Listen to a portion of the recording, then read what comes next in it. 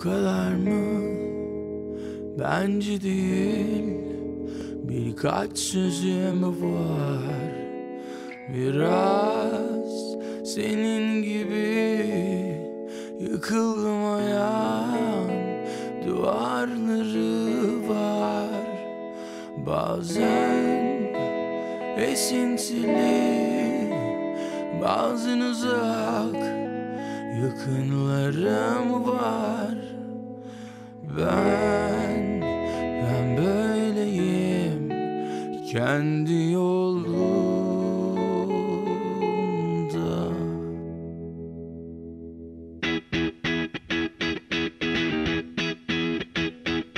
Bırak, tutma beni, kaybetsem de üzülmem asla. Ne boş kaygılarım, korkma bana, hiçbir şey olmaz.